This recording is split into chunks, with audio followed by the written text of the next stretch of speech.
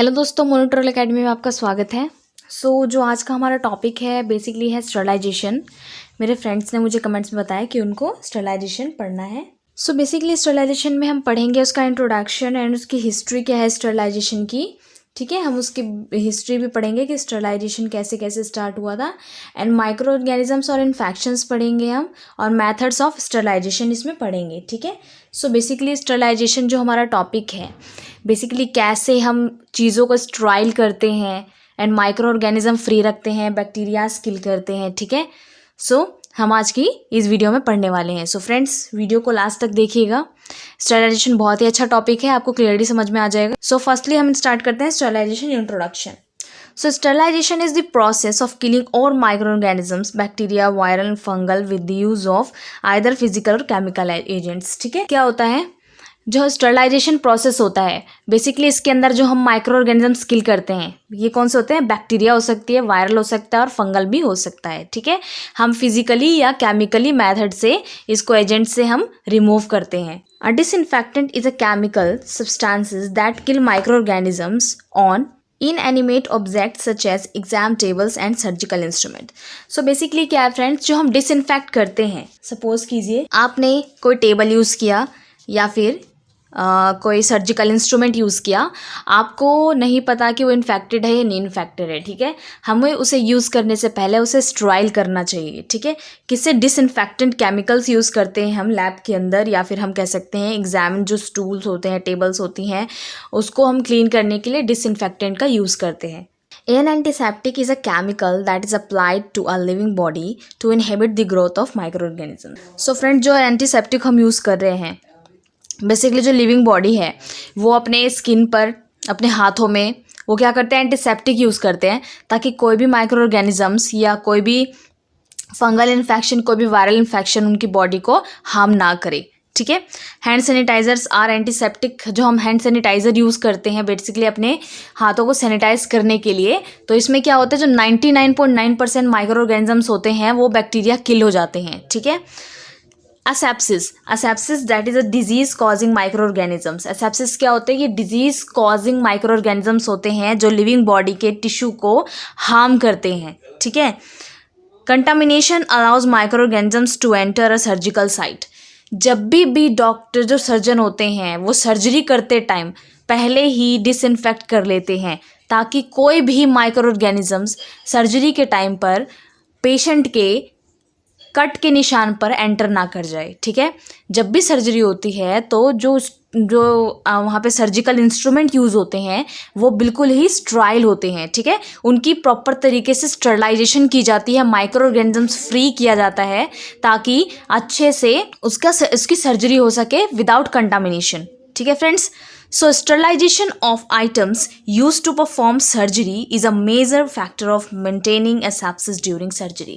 यानी अगर सर्जरी के टाइम पर कोई भी इन्फेक्शन हो जाता है तो जो घाव बन जाती है वो काफ़ी बड़ी मात्रा में बन जाती है, जिसकी वजह से क्या होता है, माइक्रो ऑर्गेनिजम्स जो हैं अपनी कॉलोनी बनाना स्टार्ट कर देते हैं और उसे रोकना काफ़ी मुश्किल हो जाता है। फ्रेंड्स, जब भी ये सर्जरी होती है वहाँ पर डिसइंफेक्ट किया जाता है, माइक्रो ऑर्गेनिज्म फ्री एरिया बनाया जाता है, वायरल इन्फेक्शन फ्री बनाया जाता है, फंगल फ्री बनाया जाता है एरिया। ठीक है, जिससे वजह से पेशेंट को कोई भी प्रॉब्लम ना आए। अब मैं फ्रेंड्स बात करूँ हिस्ट्री ऑफ स्टरलाइजेशन की, तो हिस्ट्री ऑफ स्टरलाइजेशन के अंदर हम पढ़ते हैं in the late 1816 Louis Pasteur थे, जिन्होंने क्या किया, फेरेंज केमिस्ट्री को प्रोवाइड करा। Bacteria were causing by disease in human and animals. यानी बैक्टीरिया जो है डिजीज कॉज करते हैं, कहाँ कॉज करते हैं, किसके? ह्यूमन और एनिमल के। ठीक है, लोइस पाश्चर ने। ठीक है, 1860 में। He also developed the process of pasteurization which use heat to kill microorganisms in milk। Pasteurization process friends आप जानते होंगे कि पास्चराइजेशन के अंदर क्या होता है, जो मिल्क के अंदर, जो प्योर मिल्क होती है उसके अंदर जो बैक्टीरिया होते हैं, माइक्रो ऑर्गेनिजम्स होते हैं, उन्हें किल किया जाता है पास्चराइजेशन के थ्रू। ठीक है, माइक्रो ऑर्गेनिजम्स एंड इन्फेक्शन। जो माइक्रो ऑर्गेनिजम्स हैं और उनके क्या क्या इन्फेक्शन हैं हम उसके बारे में पढ़ेंगे। Wound infection is a common post operative complications and dependent on neurons factor. ठीक है। न्यूमरस फैक्टर पे डिपेंडेंट है ये। जो वुंड इन्फेक्शन होते हैं, बेसिकली आपने पढ़ा होगा, जो वुंड इन्फेक्शन होते हैं common post operative complications cause करते हैं, डिपेंड होते हैं न्यूमरस फैक्टर पे, ठीक है।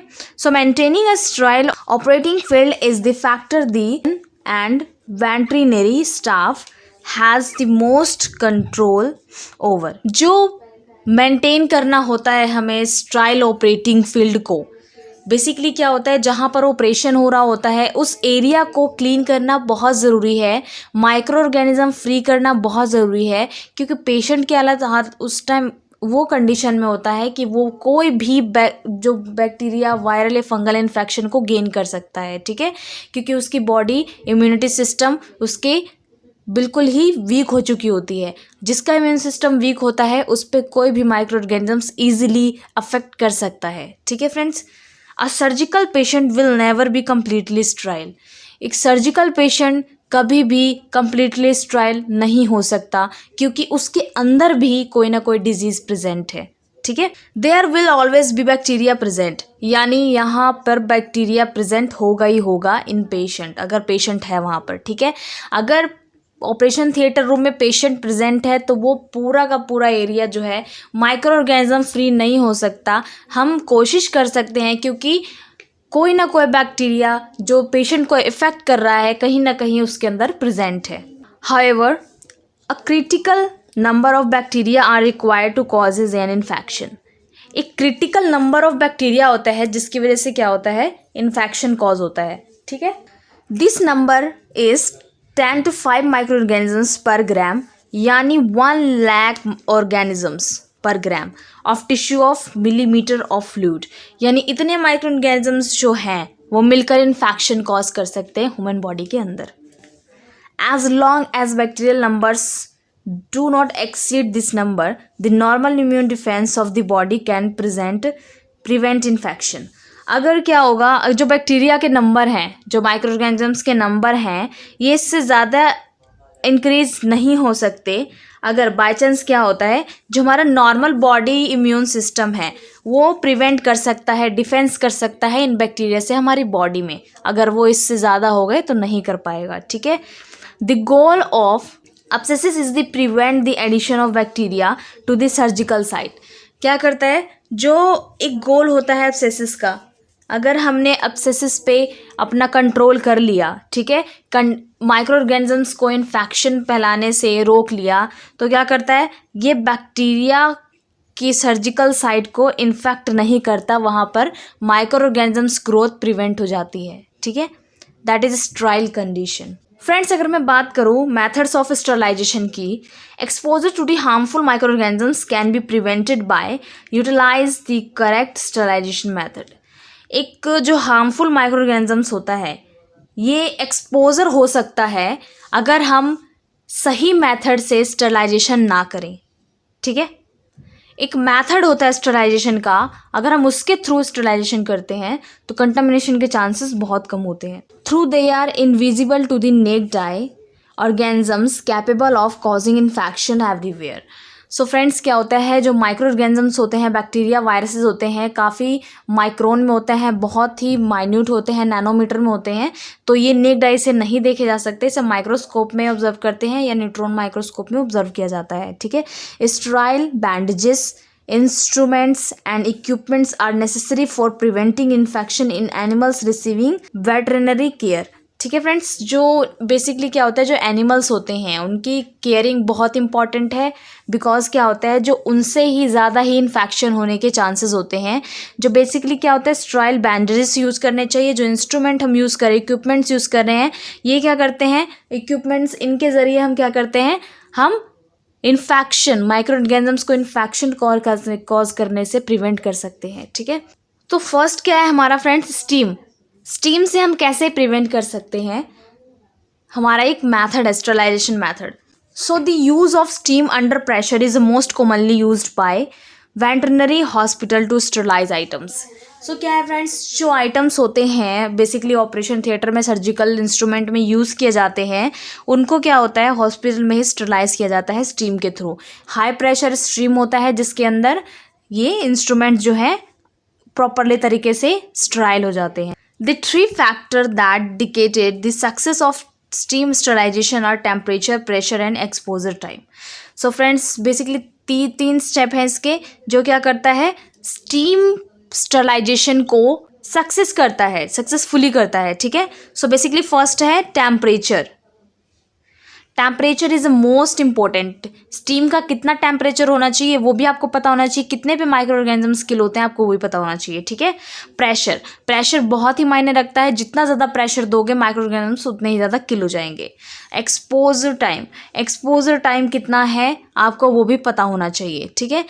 The decreasing pressure of the steam is a closed container cause the temperature of the steam to rise. ठीक है, हम क्या करते हैं, जो कंटेनर है हमारे पास, जो स्टीम कंटेनर है, हम उसे टाइटली क्लोज कर देते हैं और उसके अंदर क्या होता है, प्रेशर को इंक्रीज कर देते हैं, ठीक है. When microbes are exposed to the correct temperature, the pressure for the right amount of time, they are destroyed and items they were be become sterile.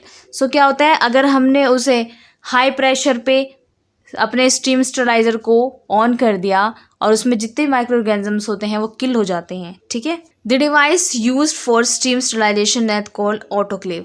ठीक है, एक ऑटोक्लेव होता है हमारे पास जो स्टीम स्टरलाइजेशन है, जिसके थ्रू माइक्रो ऑर्गेनिजम्स को किल किया जाता है, ठीक है. So friends, the minimum time temperature and pressure require for sterile items 10 minute at 275 degree Fahrenheit and 15 minute at 250 degree Fahrenheit and 15 pounds per square inches of pressure. ठीक है, so जो minimum time और temperature और pressure है basically sterile items के लिए, 10 minute के लिए हम 275 डिग्री फ़ारेनहाइट पे रखते हैं, 15 मिनट के लिए 250 degree Fahrenheit and 15 pounds per square inches of pressure का होता है. ठीक है फ्रेंड्स, ये आप ध्यान रखेंगे, बहुत इंपॉर्टेंट है. Plasma, a safer method of sterile heats sensitivity items of plasma sterilisation. So basically क्या है, एक सफर मेथड है ये स्टरलाइजेशन का, इसको हीट सेंसिटिव आइटम्स प्लाज्मा भी कहते हैं, प्लाज्मा स्टरलाइजेशन कहते हैं. This method is uses reactive ions, electrons and neutrons to sterile items about 45 minutes temperature as low as 122 degree Fahrenheit. So basically क्या है, जो ये प्लाज्मा स्टरलाइजेशन है इसके अंदर हम क्या करते हैं, इस मेथड को यूज़ करने के लिए रिएक्शन करवाते हैं आयंस, इलेक्ट्रॉन्स एंड न्यूट्रॉन्स की. स्टरलाइज्ड आइटम्स अबाउट कितने मिनट तक करते हैं, 45 मिनट तक करते हैं और 122 डिग्री फ़ारेनहाइट के से कम टेम्परेचर पे हम करते हैं. ठीक है. आयनाइजिंग रेडिएशन, आयनाइजिंग रेडिएशन क्या है friends, ionising radiation most pre packed sterile items like surgical gloves and sutures packets have been sterilised and ionise radiation. ठीक है फ्रेंड्स, सो बेसिकली क्या है, जो पैक्ड आइटम्स होते हैं, स्टराइल आइटम्स होते हैं, सर्जिकल ग्लव्स जो आते हैं वो स्टराइल आते हैं. ठीक है, सूचर्स पैकेट्स होते हैं, ठीक है, ये भी स्टराइज आते हैं और किससे होते हैं, आयनाइजिंग रेडिएशन से इसको स्टरलाइज किया जाता है. Exposure of this items radioactive sources such as cobalt 60 destroyed microorganisms. इसमें क्या, अगर इसका एक्सपोजर करते हैं हम तो इसमें जो रेडियो एक्टिव सोर्सेज निकलती हैं बेसिकली कोबाल्ट 60 होती हैं, डिस्ट्रॉय कर देती हैं ऑल माइक्रो ऑर्गेनिजम्स को.